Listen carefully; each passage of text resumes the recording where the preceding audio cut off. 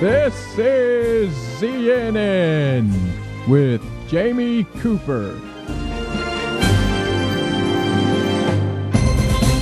And good Thursday morning. This is a live newscast brought to you by, it's called ZNN, brought to you by the Athens News-Courier. The first part of it, co-hosted, as always, on Thursday morning by Bob Labby. Yeah, this half is live, this half is dead. I do want to tell y'all one thing. There is a new, the only limousine service in Athens, Alabama is available now, and it is a Hummer limousine. Wow. That's right. My buddy Doug Susky's got it. There's a big shot of everything right there. We'll be taking that dude for a ride next week. It seats 14. You know, I saw white Hummer limousine. I saw a funeral yesterday, and I bet you those people spent more money on the limos than they did the funeral itself. Fancy ones. It was weird looking. Well, good you were out and about, Bobby. Can we move on now? Yeah, we sure can. All right, News-Courier this morning headlines. PETA caseworker Kristen DeJournette sent a letter to District Attorney Christy Voss to implore her to seek jail time for an Elkmont woman after the discovery of 43 dead dogs and 29 malnutrition ones at the woman's home April 2nd. Nanny Johnson, 62, was charged with 43 counts of cruelty to animals following discovery of the malnutritious, neglected, and dead animals. 42 of the dead dogs were found in freezers and one was in a kennel. My. Why the freezers? Did we ever figure that out? The letter says, we urge Ms. Voss to seek a sentence that includes incarceration if the defendant is convicted. Why the freezer? I haven't figured that one out. We got a message yesterday. Fall them out and play with them. We got a message yesterday, somebody wanting to do a fund to help this woman. Oh, my goodness gracious. Yeah. Didn't we? Yeah. To help her. Says she's kind of mentally ill. No. No, thank you. Speaking of frying, Christy Voss will probably fry her. Anyway, PETA finally doing something good. All right, moving on here. Yet another drug thing in Limestone County. Yesterday we had the potato with the cocaine in it. An Athens man accused of using the company credit card. It was loaded. I was just going to say, that's another. More than fuel was arrested along with his wife after they tried to flush drugs she used to make meth. Here's a picture of him, too. He's 43, and she's 46. Oh, my God. Budget in, US 31. Connection with the credit card, didn't they? She admitted flushing the drugs as they were trying to make meth in the hotel room.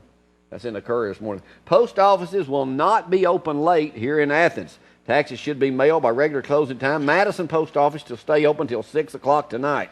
While thousands of people like Bob Labby are expecting to get refunds if they already filed their taxes, thousands more will be rushing to the local post office today to get their taxes filed on time, and they will not be penalized by the IRS. Ronnie Marks, who's up on the program every Tuesday after a city council meeting. Article this morning says Ronnie Marks, at least 3 traffic lights are on the Athens City Council President Ronnie Marks' hit list. That's at Madison and Bryan Street, Marion and Bryan Streets, and Pryor and Sanders Streets. He thinks they need to be eliminated because they are unnecessary lights. Read about it in the News-Courier this morning. All right. Good news starting to file in. This in the News-Courier's Washington section. AP says, report more Americans feeling economic recovery. A flurry of reports out yesterday that many Americans are feeling better about the economy. Retail spending rose. I was down there yesterday with my good buddy Brad Stovall. Yeah. Business is good at his place, too. Well, that's great. Building great. a big new building down that great. way. That's great. All I can tell you is I've got less money in my paycheck because of taxes going up. So. I'm still looking for that person that put that Obama sticker on the Hummer last week at Star Market. You want to thank them? There's a reward out. Alabama Music Hall of Fame Director David Johnson fired by email yesterday afternoon. That's what I hear. Been there for 21 years. Yeah. Received an email from the board of directors saying that he was no longer the director of the hall. You see the news just before 5 p.m. Maybe he should have left early. And that the termination was effective immediately. I don't know what happened there. I'm sure they have, good deeds to do that. But David was always a great guy. He was always extremely nice to us. Why I am not in the Music Hall of Fame. Well, because you don't do anything music, I guess. I know, but I put a lot of them on TV. I could be the country boy Eddie of North Alabama. Well, I put a lot of them on radio teach me how to and play newspapers. You never put me on. I'm not in. Well, you're not a music legend. East Limestone, right there, Class 5A state playoffs. They host Russellville Friday night. It's in the sports page this morning. There they are. And don't forget members. Here's the member of the Athens Middle School softball team show off their championship trophy following winning the Sparkman Middle School softball tournament. There's a great photograph of them this morning. Congratulations, yeah. And last one this morning, Clements High, Jordan Beggs signed a national letter of intent yesterday to play basketball at UA Huntsville for the upcoming season. That's great. And they also won that 2A state championship. You saw an exclusive a half-hour special on that right here on ZTV 11 a couple of weeks ago. That's all right, that's it for the News Courier on this Thursday morning. Let's